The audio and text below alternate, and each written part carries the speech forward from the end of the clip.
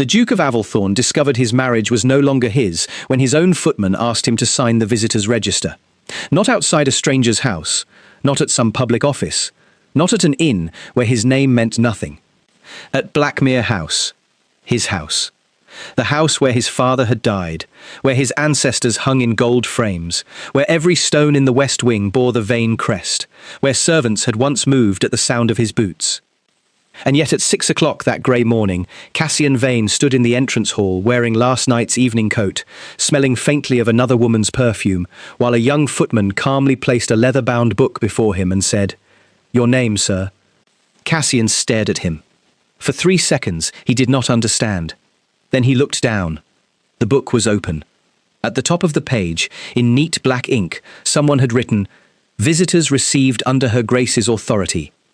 Visitors. The word struck harder than any accusation. Cassian's fingers tightened around his gloves.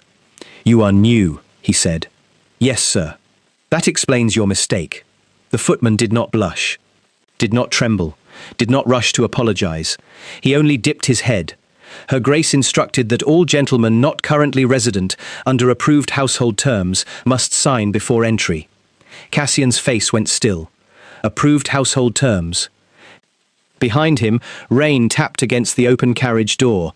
His horses steamed in the cold dawn. His valet, who had not dared speak since they left London, lowered his eyes. Cassian had returned from Lady Rosamond Grell's bed less than 2 hours ago. He had left quietly, before her maid came in with chocolate, before Rosamond could wake and ask whether he had spoken to his wife yet, before she could smile that dangerous little smile and remind him that some women were born to be hidden while others were born to be replaced. He had meant to come home, bathe, change, sleep, and then decide what to do about his Duchess. Instead, his Duchess had already decided what to do about him. "I am the Duke of Avalthorn," he said. The footman looked at him as one might look at a gentleman who had stated a fact both true and irrelevant. "Yes, sir. Sir. Not your grace. Not my lord. Sir." A thin heat rose in Cassian's face. "Fetch Pritchard. Mr. Pritchard is no longer in service." That sentence was the first crack in the world. Pritchard had been butler of Blackmere House for 21 years. Pritchard had served Cassian's father, lied for Cassian's youth, hidden Cassian's indiscretions, and opened doors before Cassian reached them. If Blackmere had a pulse, Pritchard had carried it in a silver tray. "No longer in service?" Cassian repeated. "Yes, sir." "Who dismissed him?" "Her Grace." The second crack. Cassian stepped fully inside. At once, the smell of the house offended him. Not because it was unpleasant, because it was clean. No cigar smoke, no stale brandy. No heavy masculine dampness, buried in velvet curtains and old carpets. The hall smelled of beeswax, lemon oil, rain-wet roses, and bread fresh from the ovens. It smelled like a house that had been washed of him. He looked around. The portraits had been moved, not removed. That would have been rebellion too crude to ignore. Moved. His father, the late Duke, no longer hung in the place of honour above the staircase. The old man's portrait had been shifted to the east wall, where the morning light exposed every cruel line in his face. In his place hung Cassian's mother. Lady Helena Vane, pale and elegant in blue silk, looked down over the hall as though she had waited 20 years to be returned to command. Beneath her portrait stood a vase of white lilies. His mother had loved lilies. His father had hated them. Cassian had never remembered either fact. His wife had. That irritated him more than it should have. "Where is the Duchess?" he asked. "In the West Library. At this hour." "Yes, sir." "With whom?" The footman paused. That pause was too careful. "With Mr. Harbury, Mr. Vale, Mrs. Elwick, and the steward." Cassian's eyes narrowed. "Solicitors?" "Yes, sir." The word moved through the hall like a blade being drawn. Cassian did not wait for permission. He walked past the register without signing. The footman did not stop him. That made it worse. Because stopping him would have been insolence. Letting him pass meant they were certain the trap was already closed. He strode toward the West Library, his boots striking the marble too loudly. The house did not echo as it used to. Carpets had been changed. Runners replaced. The cracked urn by the staircase was gone. The old hunting spears had been taken down from the corridor. In their place hung framed estate maps, tenant lists, and a painted view of the south orchard. A house once decorated for pride had been reorganized for use. Cassian reached the West Library. The doors were open. Inside, his marriage had already been placed on the table. Marianne Vane, Duchess of Avalthorne, stood beside the long mahogany desk with 7 tied documents arranged before her. She wore a dark green morning dress, plain at the throat, severe at the wrist. Her hair was pinned low. Her face was calm. Too calm. A woman betrayed should have been pale. A wife abandoned should have looked wounded. A duchess whose husband had spent the night in another woman's bed should have trembled, accused, pleaded, or looked away. Marianne did none of these things. She looked at him as if he were late for an appointment she had never doubted he would miss.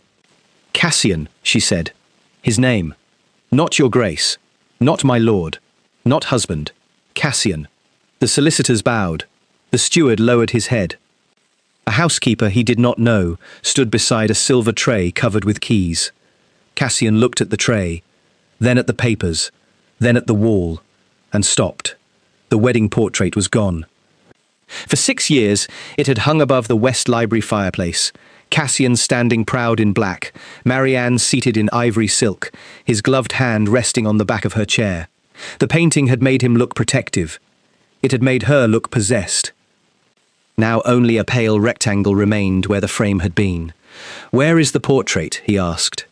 "In storage," Marianne answered. "Why?" "Because it was the first term I changed." His jaw tightened. The portrait was not a term. "Yes," she said. "It was. It told everyone who entered this room how our marriage was to be understood." Cassian looked at her. "And how is it to be understood now?" Marianne placed her hand on the first document. "That is what we are here to discuss." He almost laughed. The impulse came from habit, not amusement. He had laughed at women before when they tried to make pain sound official. Laughter had always worked. It made them smaller. It made their anger look theatrical. But this room was full of ink. Ink did not shrink when mocked. "You summoned solicitors before breakfast," he said. "No," Marianne replied. "I summoned them yesterday. You chose to arrive after dawn." The housekeeper's eyes dropped. Cassian felt the perfume on his collar like a confession. He removed his gloves slowly. "Leave us." No one moved. That was the third crack. Cassian turned his head toward the steward. "I said leave us." The steward did not obey. Instead, he looked at Marianne. Only then did Cassian understand. He had not simply lost affection. He had lost command. Marianne gave a small nod. "Not yet." The steward remained.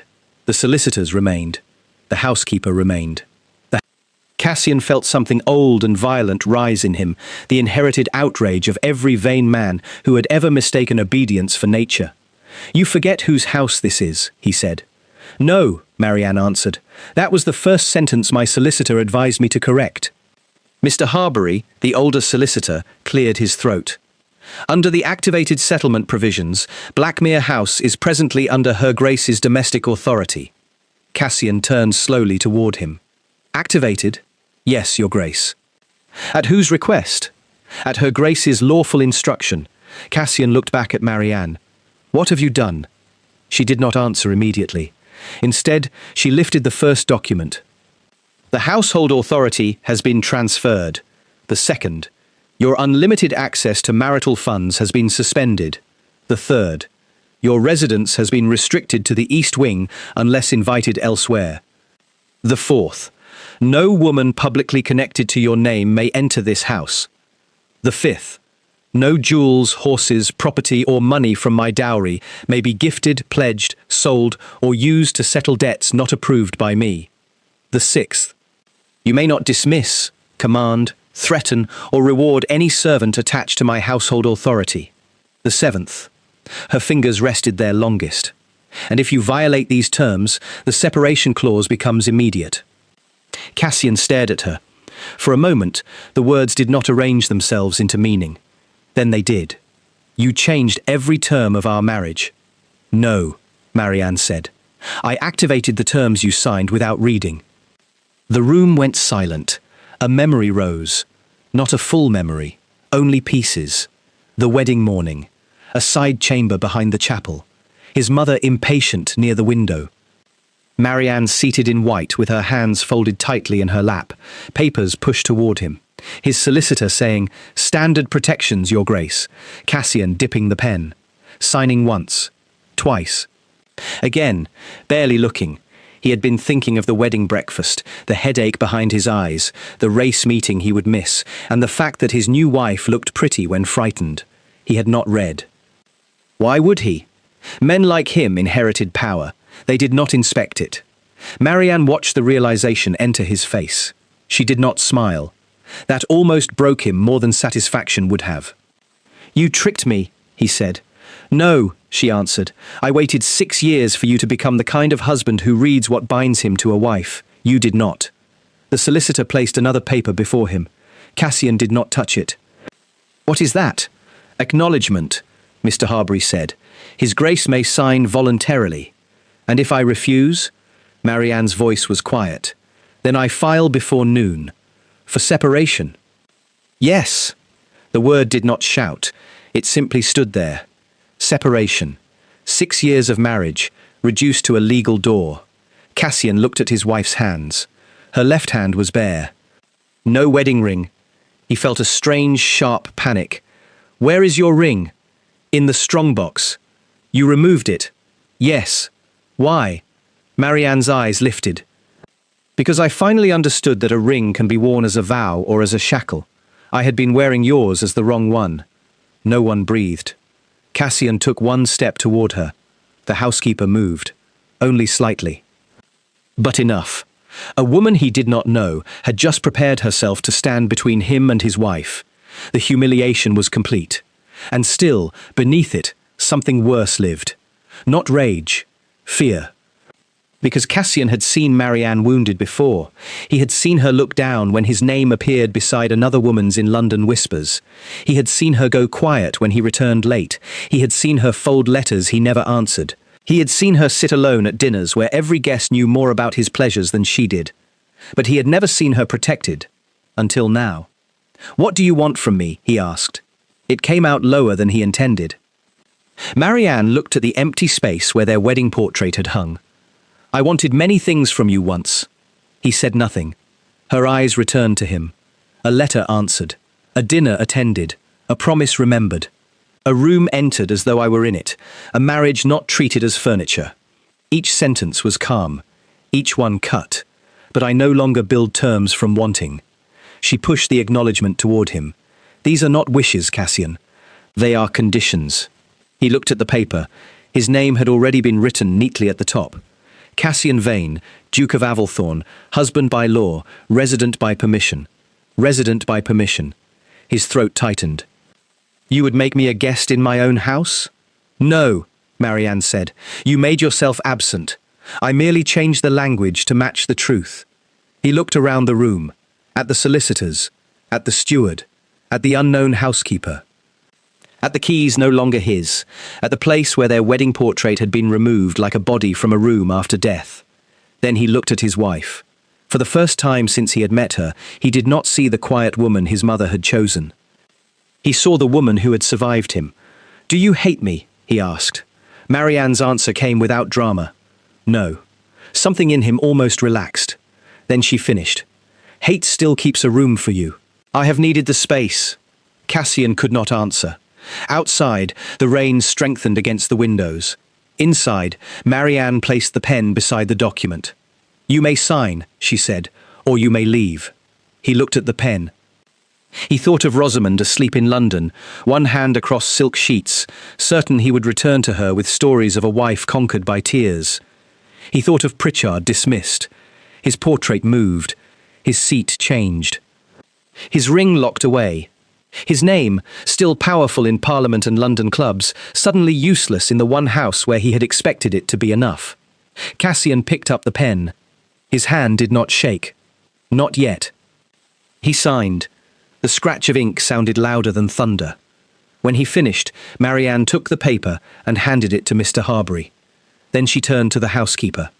"Mrs. Elwick, show His Grace to the East Wing." The words struck him harder than the document, not because she had removed him from her rooms, because she had not even said it cruelly. She had simply placed him where the new terms said he belonged. Cassian stared at her. "Marianne." She looked at him. For 1 second, just one, he saw the woman he had married beneath the Duchess she had become. Not weak, not softened, only tired. Then she was gone again. "Yes?" He did not know what he meant to say. "Forgive me. Wait. Do not do this. I did not understand. I did not mean to lose everything in one morning." But every sentence sounded like theft. So he said nothing.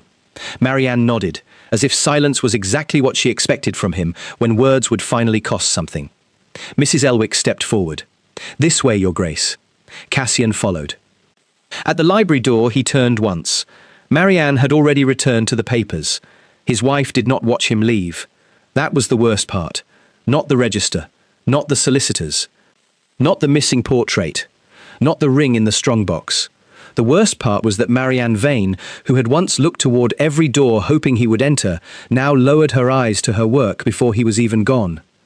And as the Duke of Avalthorn walked toward the East Wing like a guest under supervision, he understood the first true term of his new marriage. He could no longer enter by being powerful. He would have to become worthy of being invited. By sunset, the Duke of Avalthorn had learned that being powerful in a house was different from being obeyed inside it. His rooms in the East Wing were not cold. That would have made rebellion easier. They were comfortable, clean, and mercilessly impersonal. A bed with fresh linen, a writing desk, a wardrobe, a washstand, 2 chairs, no decanter of brandy waiting as it once had, no silver bell within reach, no private key to the West Passage, no portrait of his ancestors to remind him that generations of vain men had owned everything they touched. On the desk lay 3 items: a copy of the terms he had signed, a plain brass key, and a note written in Marianne's hand. Access beyond the East Wing is by invitation only. Cassian read it once. Then again. The handwriting was the same as it had always been, elegant, controlled, slightly slanted to the right. How many letters had she written to him in that hand? How many had he left unanswered? He set the note down. Then, with a violence that surprised even him, he swept the papers from the desk. They scattered across the carpet like fallen leaves. For one moment, the old satisfaction came. Destruction, noise, proof that his temper still had weight. Then no one came running. No footman burst in. No valet appeared. No frightened maid stooped to gather the pages. The silence after his anger was perfect. Cassian stood in the middle of the room, breathing hard, and understood that fury without an audience was only embarrassment. Slowly, he bent and picked up the papers himself. That was his first lesson. The second came at dinner. At 7, he entered the long dining room and found only one place set. At the far end of the table. Not the head. Not beside Marianne. Halfway down, beneath a portrait of some long-dead aunt, whose painted expression suggested she had expected better from him. Cassian stopped. The butler, new, composed, older than the footman but equally immune to fear, bowed. "Her Grace dines in the West breakfast room this evening." "With whom?" "Alone, Your Grace." "Then why am I here?" "Her Grace understood you would require dinner." "Require, not desire." "Not command. Require." Cassian looked at the single-place setting. "This is absurd." "Yes, Your Grace," the butler said, with the tone of a man agreeing only with the weather. Cassian almost dismissed him. Then remembered he could not. The terms had been clear. He could not dismiss, command, threaten, or reward any servant attached to Marianne's household authority. His own house had become a country where he did not speak the language. He sat. Soup was served. Carrot. Cassian hated carrot soup. He lifted the spoon halfway to his mouth, then paused. Marianne liked carrot soup. He knew that now. Not because she had told him. Because after 6 years of marriage, he had learned his wife's taste only when it was used against him. That thought removed his appetite. Before the second course arrived, shouting broke out in the hall. A woman's voice. Bright, furious, and familiar. Cassian rose so quickly his chair struck the floor behind him. Lady Rosamond Grell had arrived. She swept into the entrance hall wearing violet silk, though the road was muddy and the hour improper. Her dark hair was arranged beneath a feathered bonnet, her cheeks flushed from anger or cold, her gloves clenched in one hand. She did not look like a woman seeking help. She looked like a woman arriving to collect property. "Where is he?" she demanded. "Where is his grace?" The footman from the morning stood before her with the visitor's register open. "Your name, madam?" Rosamond stared at him. "Do you know who I am?" "Yes, madam." "Then move." "All visitors must be entered before being received." "I am not a visitor." From the staircase, Cassian heard his own words thrown back by fate. Rosamond looked up and saw him. Her expression changed instantly. "Cassian." She said his name as though it still belonged to her mouth. He came down the stairs, aware of every servant listening without appearing to listen. "You should not be here," he said. Rosamond laughed once, sharp and disbelieving. "Not be here? You vanished before dawn, send no note, and now I am told to sign a book like a tradesman. This is not the time." "No," she said, stepping forward. "This is exactly the time." Then Marianne appeared. She did not enter dramatically. That was never her way. She emerged from the west corridor in a black gown without jewels, her hair smooth, her expression calm enough to frighten everyone who had mistaken calmness for weakness.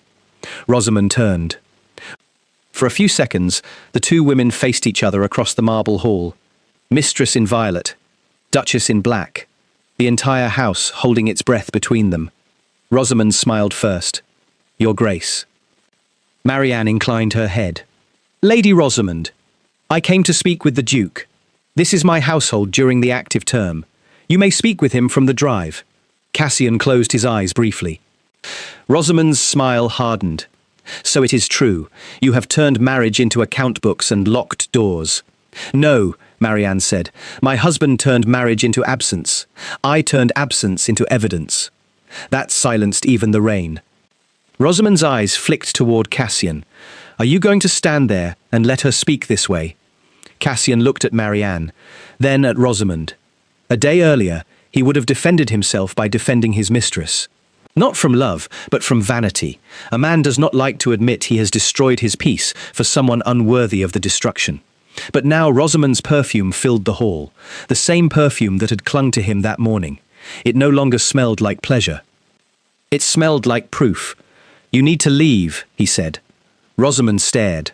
"What? You should not have come here." Her face changed. Not to sorrow, to calculation. "So she has frightened you," Marianne said quietly. "No, I have informed him." Rosamond turned on her. "You think papers can erase me?" "No," Marianne replied. "Papers preserve what careless people hope will disappear." Mrs. Elwick entered then, carrying a sealed packet. Rosamond went pale. Only slightly, but Marianne saw it. So did Cassian. "What is that?" Rosamond asked. Marianne took the packet. "Copies? Of what?" "Your letters." Rosamond's lips parted. Cassian turned to her slowly. "Letters?" Rosamond gave a small laugh. "You gave them to me freely." "Not to her." "No," Marianne said. "You gave them to a maid who had not been paid in 3 months because your brother spent her wages at cards." Rosamond's eyes flashed. "That little thief." "She was a frightened girl," Marianne said, "and unlike some people in this hall, she understood that promises should be written down carefully." Cassian's stomach tightened. "What promises?" Rosamond looked at him. "Do not." Marianne opened the packet. Lady Rosamond discussed a house in Mayfair, an annual allowance, the settlement of her brother's debts, and the possibility of persuading society that she might become Duchess if my position were made impossible. Rosamond's voice dropped. "You had no right to read those." "No," Marianne said. "I had a duty to read what threatened my name, my fortune, and any future child protected by this marriage. Any future child." The hall went colder. Rosamond placed one hand lightly against her stomach. Cassian saw the gesture. So did everyone. Marianne's gaze did not move. Rosamond whispered, "Perhaps you are too late." Cassian felt the words strike him in the chest. Marianne's face remained calm. But now, for the first time all day, he saw the cost of that calm. Her fingers tightened once around the packet. Once. Then released. Lady Rosamond, Marianne said, if there is a child, the law will protect the innocent, but it will not reward manipulation. Rosamond's smile returned, wounded and cruel. Listen to her, Cassian. She speaks of law because she has no warmth left. No wonder you came to me. The insult hit its mark. Not because it was clever, because it was aimed at the oldest wound. Cassian looked at Marianne. For 6 years, he had believed her quietness meant coldness. Her dignity meant distance. Her restraint meant lack of feeling. Now he knew restraint was sometimes all that kept a heart from being publicly butchered. He descended the last step. Enough, he said. Rosamond turned to him. She cannot give you what I can. Cassian's face hardened. What you offered me was flattery with an invoice. The colour drained from Rosamond's cheeks. How dare you? No, he said. How dare I? That is the question I should have asked months ago. The hall was silent. Rosamond's eyes filled, but the tears came too quickly. She was skilled at them. Cassian had once mistaken that skill for vulnerability. I loved you, she said. Marianne looked away. That was the first mercy she gave them both. Cassian lowered his voice. No, you studied me. Rosamond slapped him. The sound cracked through the hall. A footman moved forward. Cassian lifted one hand to stop him. Rosamond breathed hard, eyes shining with humiliation. You will regret choosing a locked door over a woman who wanted you. Marianne looked at her again. He has not chosen me, she said. Do not flatter him with that much progress. The words should have humiliated Cassian. They did. But they also saved him from pretending. Rosamond gathered her skirts. This is not finished. No, Marianne said. But your visit is. Mrs. Elwick nodded to the footman. The front door opened. Rain and cold entered. Rosamond looked once more at Cassian, as if giving him his final chance to be foolish. He did not move. She left. The door closed behind her. The house remained silent. Then Marianne turned to the servants. Thank you. That will be all. They dispersed with the graceful speed of people who had just survived witnessing history. Cassian and Marianne stood alone in the hall. His cheek still burned from the slap. He deserved worse. Is it true? Marianne asked. Her voice was quieter now, not weak, not trembling, but stripped of ceremony. He knew what she meant. The possible child. I do not know. The answer wounded them both. Marianne nodded once. Then you will find out through your solicitor, not through letters, not through visits, not through private meetings. Yes, and if there is a child. He swallowed. Then I will provide what is just. Marianne's eyes lifted. And nothing that steals from me. No. And nothing that allows her to use innocence as a weapon. No. She studied him. Perhaps looking for the old Cassian. Perhaps hoping not to find him. Then she said, Good night. That was all. She turned and walked toward the west corridor. This time, Cassian did not call after her. The next morning, London began to feed. Rumour travelled faster than horses and with less mercy. By breakfast, a scandal sheet had already printed that the Duke of Avalthorne had been refused entry by his own Duchess. By noon, another claimed Lady Rosamond had been expelled from Blackmere House in the rain. By evening, 3 versions existed. In one, Marianne had attacked Rosamond with a letter opener. In another, Cassian had fainted. In the third, the Duchess had sold the Duke's bedroom furniture to pay his mistress's debts. None were true. All were believed. Cassian expected Marianne to hide. She did the opposite. 3 days later, she held the tenants' winter meeting in the Great Hall. Cassian was not invited to preside. He was invited to attend. The difference nearly choked him. He stood at the side as farmers, widows, tradesmen, and estate workers entered beneath the portraits of his family. They bowed to Marianne first. She listened to complaints about drainage, roof rot, rising grain costs, and the schoolmaster's failing eyesight. She knew names. She knew which children had fever in October. She knew which cottage needed a new hearth. She knew which tenant had lost a cow, and which widow's rent had quietly been reduced. Cassian knew none of it. At the end, an old tenant named Mr. Harrow looked toward him and said, not unkindly, Will His Grace be staying long this time? The question entered like a knife. This time. Cassian looked at Marianne. She did not answer for him. That was another term, he realized. She would no longer rescue him from the truth. Yes, Cassian said, if her grace permits it. The hall shifted.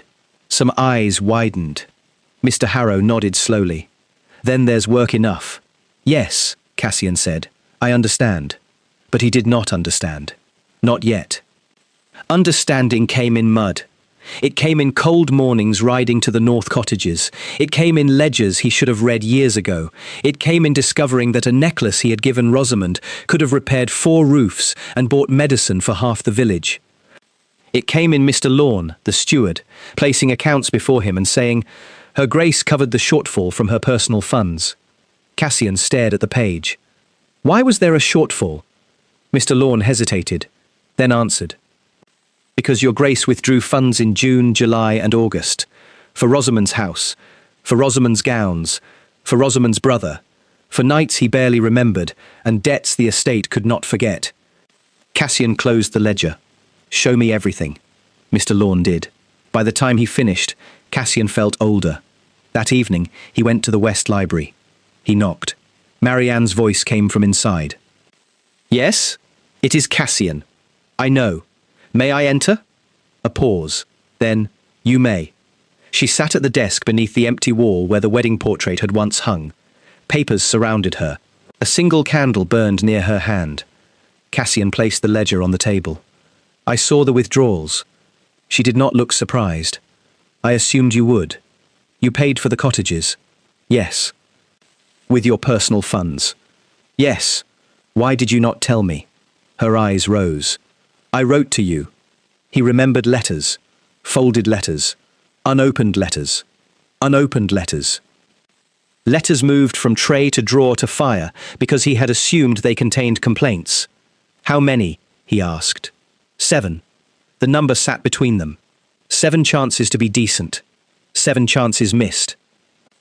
I am sorry, he said. Marianne looked at him carefully. For the withdrawals. For making you carry the cost of my pleasures. Something changed in her face. Only a little. But he saw it because he was finally looking. That is closer to the truth, she said. Cassian sat opposite her. Not because he was invited. Because she did not tell him to leave. That too had become a kind of permission. What can I do? He asked. Marianne leaned back. The roofs must be finished before the frost. I will see to it. The schoolmaster needs assistance. I will pay for it. No, she said. He stopped. Not pay. Attend. Attend.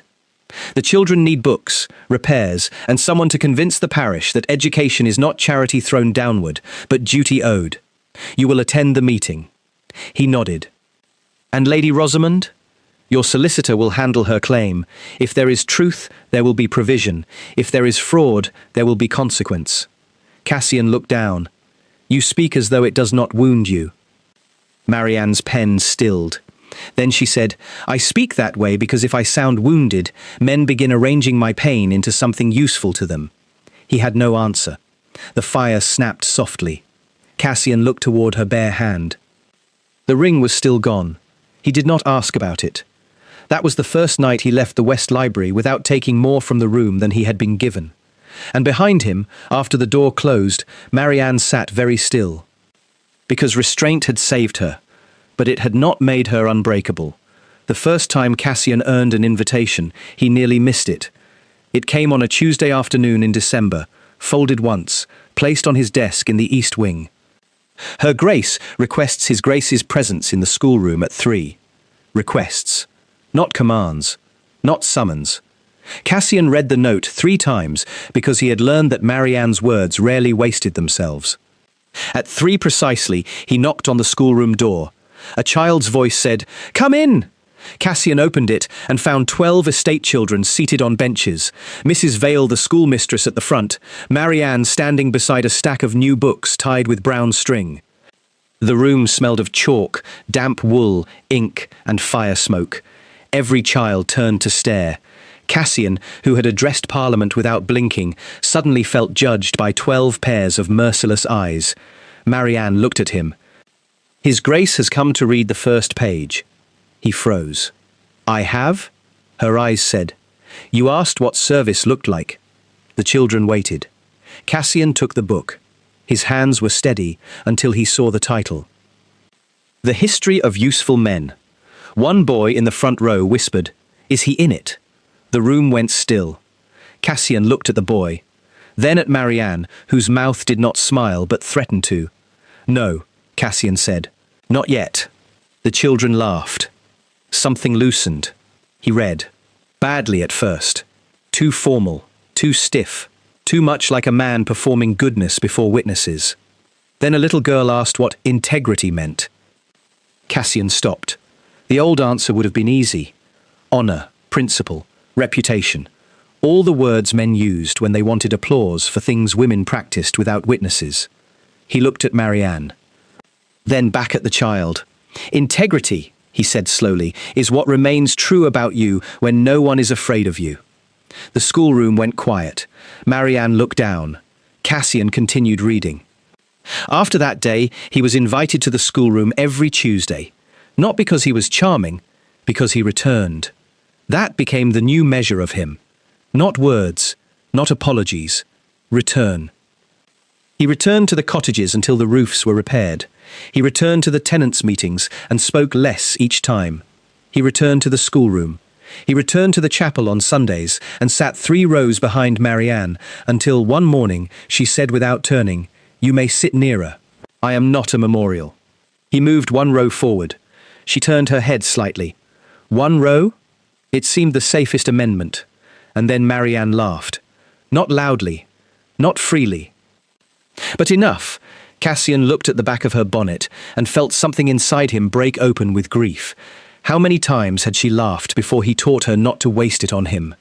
In January, the truth about Rosamond arrived. There was no child. There had been a physician's note, yes, but not hers. A borrowed paper, a staged threat, a desperate attempt to secure money before her brother's creditors came for everything. Cassian read the report in the West Library while Marianne sat opposite him. He expected relief. He felt it. But it came tangled with shame, because even a false claim had been possible only because he had made his life available to scandal. Marianne folded the report. She will be dealt with? By the solicitors, Cassian said. Not by me. Good. She asked to see me. Marianne's hand stilled. And? I refused. She looked up. He held her gaze. Not because the terms forbid it, he said, because decency does. For a moment, neither spoke. Then Marianne placed the report into the fire. They watched it burn. Cassian expected some grand feeling when the paper blackened. Instead, there was only silence. After a while, Marianne said, "Freedom is quieter than I imagined." Cassian looked at her. "Are you free?" Her answer came after a long pause. "More than I was." He accepted that. It was more than he deserved. By February, Blackmere House no longer felt like a fortress built against him. It felt like a place he was learning to enter properly. He knocked before entering the West Library. He asked before joining Marianne at breakfast. He stopped giving orders through old habit and began making requests that servants could refuse when unreasonable. At first, the servants watched this transformation the way villagers watch a wolf claim vegetarian principles. With patience, with suspicion, with weapons nearby. But conduct is harder to fake than repentance. Weeks passed, then months.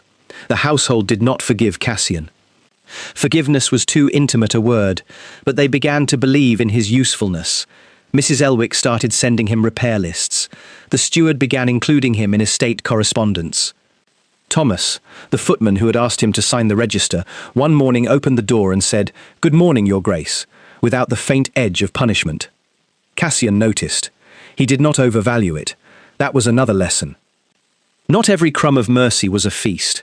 In March, Marianne fell ill. Not severely, the physician said. A chill, exhaustion, overwork. The usual words men used when women had carried too much for too long and the body finally demanded witness. She refused to stay in bed. Of course she did. Cassian found her in the West Library wrapped in a shawl, pale, angry, and attempting to review drainage accounts. "You should be resting," he said. "I am sitting." "You are working." "I can do both." "No," he said softly. You have done both for years. That is not proof that it should continue. Her eyes sharpened. Do not manage me. I am not. It sounds very much like it. He took a breath. The old Cassian would have insisted. The new Cassian had learned that care without consent can sound like command. What would help? He asked. That stopped her. She looked at him as if the question had arrived in a language she had forgotten she knew. What? What would help, Marianne? Her face changed. Not much. Enough. The tenant letters, she said at last. They must be answered before Friday. I will draft them. You do not know the details. Then tell me. She hesitated, then pushed the stack toward him. He sat at the table. For 2 hours, she explained names, rents, repairs, histories, grievances, promises. Cassian wrote, slowly, carefully. Once, he made an assumption, and she corrected him. He crossed out the line without defense. By the end, she looked exhausted. Go to bed, he said. Her eyebrow lifted. He corrected himself. Will you go to bed if I finish these and bring them for your review tomorrow? A pause. Then, yes. He finished the letters by midnight. The next morning, he brought them to her sitting room and knocked. She was in bed, pale but awake, a book open in her lap. The sight struck him with unexpected force.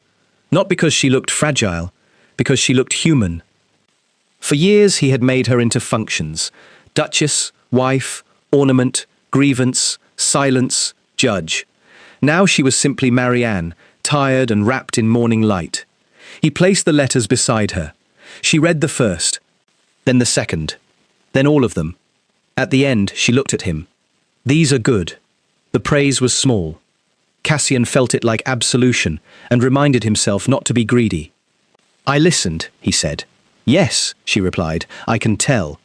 In April, the wedding portrait returned. Not to the West Library, to Cassian's East sitting room. Marianne had it brought there without explanation.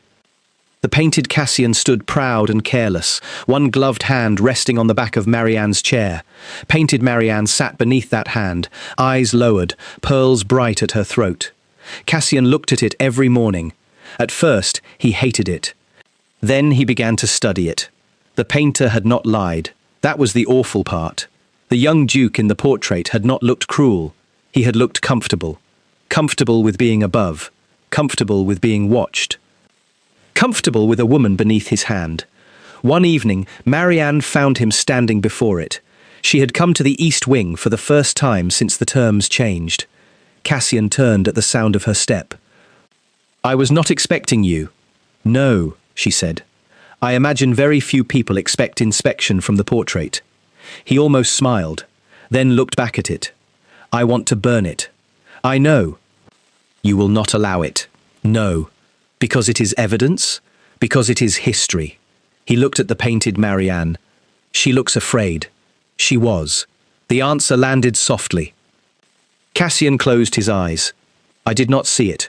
No, she said. You saw obedience and called it peace. He nodded. There was a time he would have defended himself. That time felt far away. What should be done with it, he asked. Marianne came to stand beside him. Leave it where you can see it.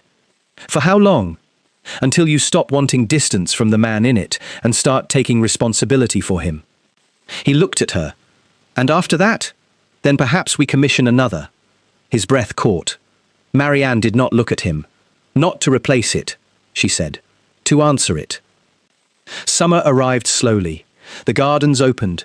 The schoolroom windows were propped wide. The tenants' children began to bow to Cassian without fear. Mrs. Elwick permitted brandy to return to the East Wing, one decanter, locked cabinet, key held by Cassian himself. A test. He passed it. Not because he had become saintly, because he had become watchful of the man he could become when unwatched.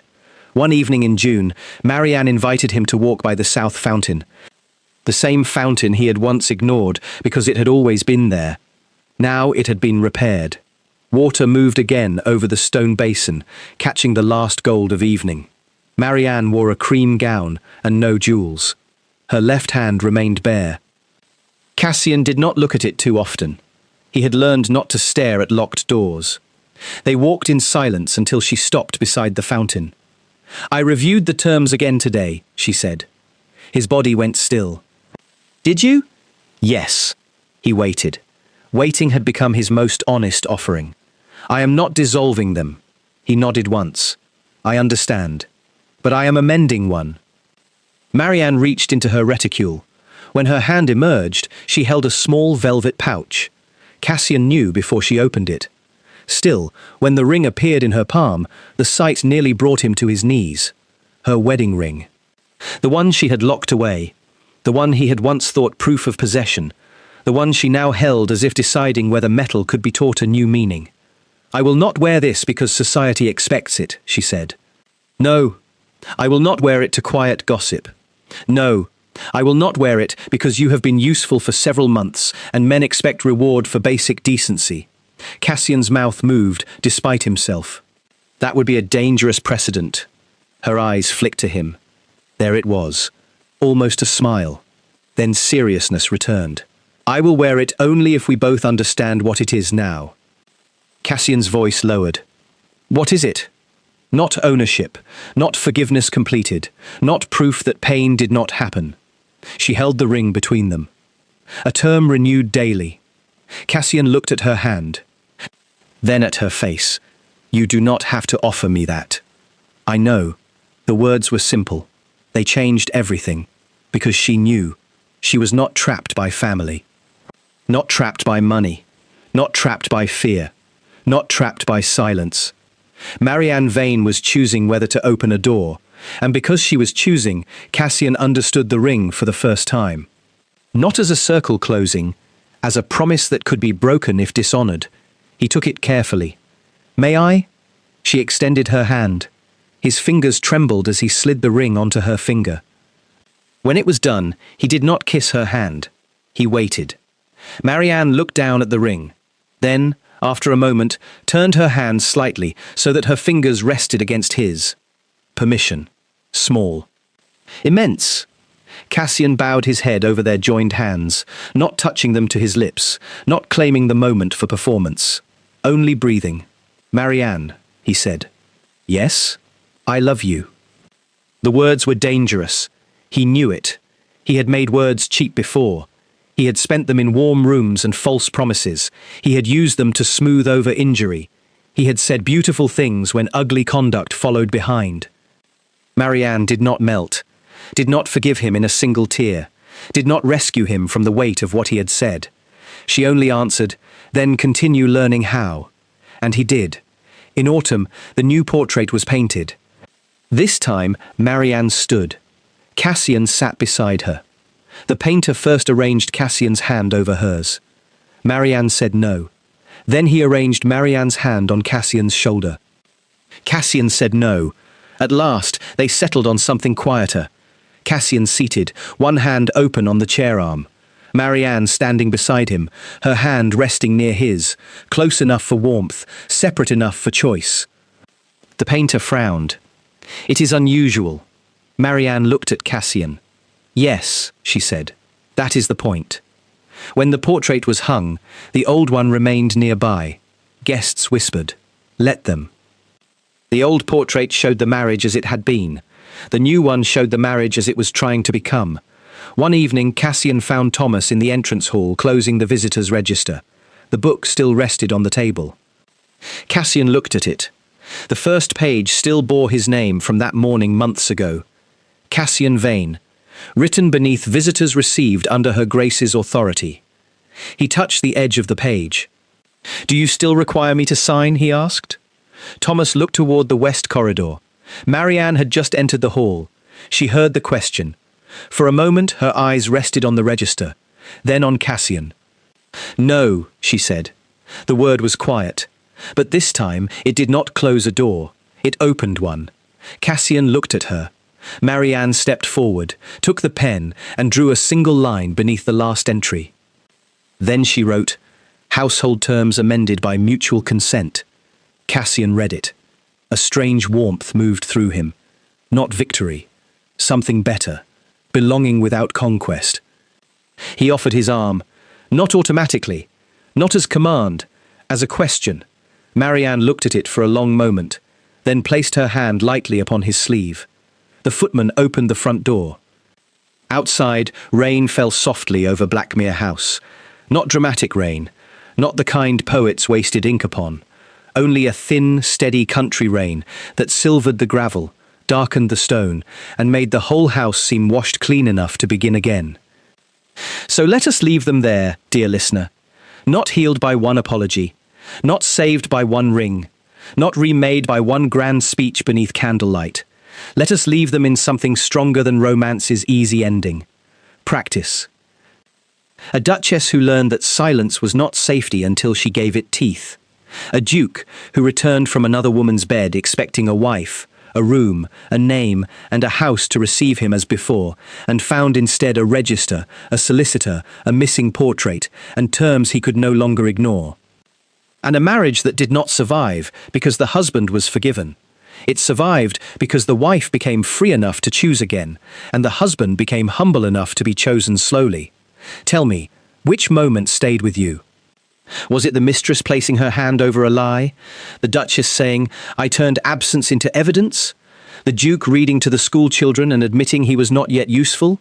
Or the visitors' register finally being closed? Draw your chair closer for the next story. The rain has not stopped. The lamps are still burning. And some houses do not become homes until the person who thought he owned them learns how to knock.